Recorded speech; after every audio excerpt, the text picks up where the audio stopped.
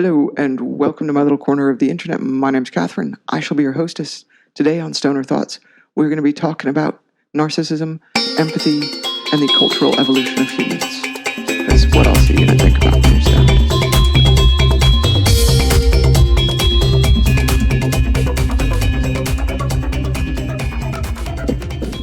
So before we get started, if you could please subscribe, it would help me out a lot. I'm trying to hit 60 subscribers by November. That's only 3 if you're doing the math, and it would really help me out a lot. So, humans, Homo sapiens, us. If you don't know this by now, I hate to break it to you, but we've always been assholes.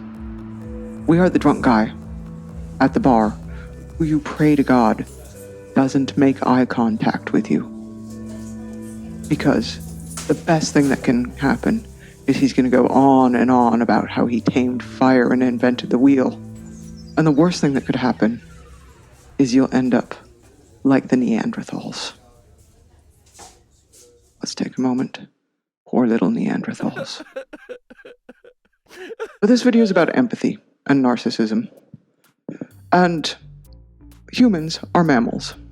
And like all mammals, we have a certain baseline amount of empathy because we wean our young.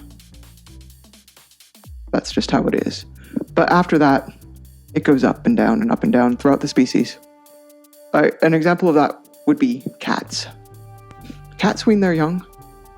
Cats have empathy, kind of. Not the same way we have empathy, because they are solo hunters. They don't hunt in packs. So, the way they express themselves in comparison to, say, a dog who's a pack hunter, they have different types of empathy. And dogs' type of empathy is more in line with how a human's would be. Yeah. Doesn't mean your cat doesn't love you. It doesn't mean my cat doesn't love me. She does. It just means that because dogs hunt in packs, and have to know each other, and have to be able to intuit what each other wants, it gives a different type of empathy. It gives an empathy of cooperation. And you know who else are pack hunters? You guessed it, humans. That's what made us so great. We're number one. Number one. We're the number one predator on the planet. Yes, we are. However, that comes with it also a certain amount of empathy, because, like the dogs, we had to cooperate. We had to get along to be able to survive. And what happens if you were a liar, a cheat, you didn't get along with your fellow humans, is that you were cast off. And unlike the mythos of today, where you're the young buck lone wolf that can make it on your own, what happened back then was you died. That's what happened. Straight and simple. You died. So it behooved us to empathize with other people. Even for our own self-absorbed nature, we wanted them to know what we were feeling, us to know what they were feeling, so we could cooperate and get along better and reproduce and move on, because that's what we're supposed to be doing as a species. And this cooperation even lasted into agrarian times, because we needed to cooperate and empathize with each other to make everything work. If you've ever been on a farm, you can't do it alone. You're not fucking John Wayne. You're not. You need people. You need to cooperate to get things done efficiently and well. Then, let's flash forward a couple thousand years later. A couple things happened. Monotheism. Nation state. Those two things helped contribute to the me culture. Even in ancient Greece, ostracism was one of the worst punishments you could get. You didn't want to be cast away. You wanted to be part of the group. And even to be part of the group, you had to empathize. You had to understand what was going on. We'll flash forward a few years later to the Industrial Revolution, where you could see more and more instances of self-absorption and selfish behavior, yet it was still frowned upon because you can look at the writings of Dickens and Scrooge. And Scrooge totally was being, in his own way, ostracized for being a narcissist.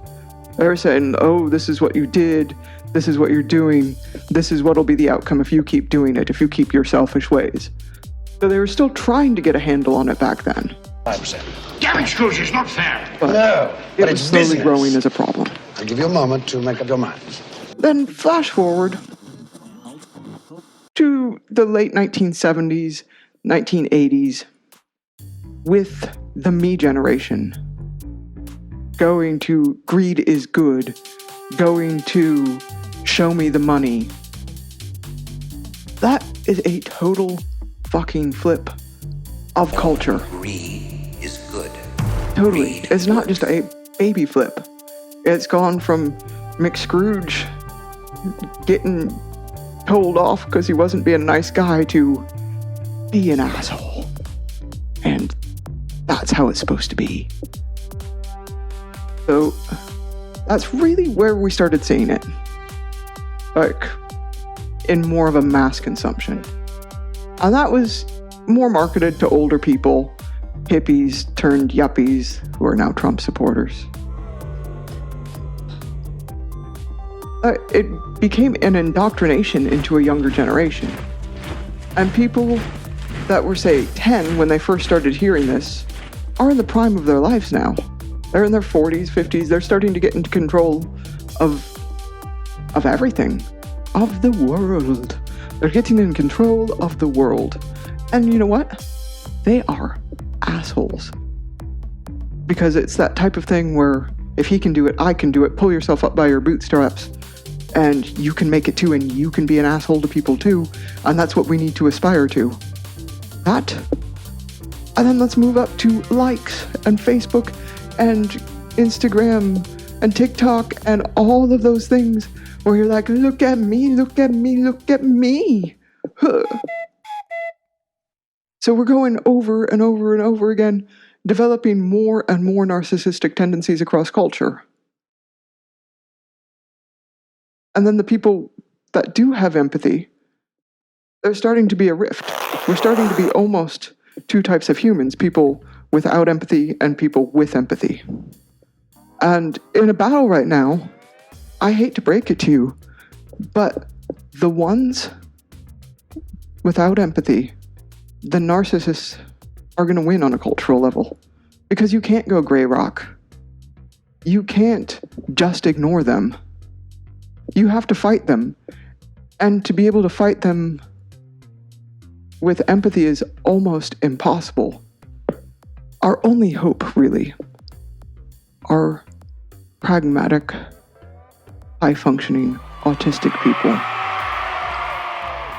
who will pull the trigger, who will know the difference between what's right and what's wrong, and actually be able to do the right thing, even though it's kind of wrong.